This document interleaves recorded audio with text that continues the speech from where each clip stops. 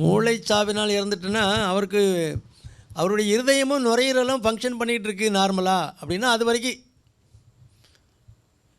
இப்போ நுரையீரல் மூச்சு விட்டுக்கிட்டு இருக்காரு, மூச்சு விடலைன்னா வெண்டிலேட்டரில் போட்டுருவாங்க. வெண்டிலேட்டர் மூச்சு விட்டுட்டுருக்கு, இதய துடிப்புலாம் நார்மலாக இருக்குது, கண்ட்ரோலாக இருக்குது.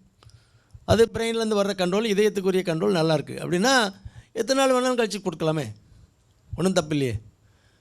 ஆனால் வெண்டிலேட்டர்லேருந்து வீண் பண்ண போகிறோம், மூச்சு நிப்பாட்ட போகிறோம் அப்படின்னா எல்லா இடமும் அலர்ட் பண்ணி நீங்கள் அந்த உறுப்பு தானம் பிற போகிற வரை அவர் தயார் பண்ணி தயார் நிலையில் வச்சுக்கிட்டு நம்ம வெண்டிலேட்டரை எடுத்துகிட்டு உறுப்புகளை அகற்றலாம்.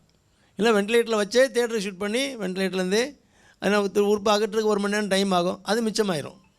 அவரை வெண்டிலேட்டர் போட்டு நம்ம உறுப்பை எடுத்துகிட்டு வெண்டிலேட்டரை வீண் பண்ணிடலாம், நிப்பாட்டிடலாம். அது அந்த ரெண்டும் முக்கியம். வைட்டலாக நீங்கள் ஆக்சிஜன் கிடைக்கணும், அந்த உறுப்பு வயபிளாக நல்லா இருக்கணும்னா அதுக்கு ரத்த ஓட்டம் ஓடிக்கிட்டு இருக்கணும். இந்த ரெண்டும் முக்கியம். அதனால் அந்த ரெஸ்பிரேட்டரி சென்டரும் நார்மலாக இருக்குது அல்லது வெண்டிலேட்டரில் ஓட்டு வச்சுருக்கோன்னா ஒரு நாள் கணக்கில் கூட வச்சுக்கலாம், ஒன்றும் தவறில்லை.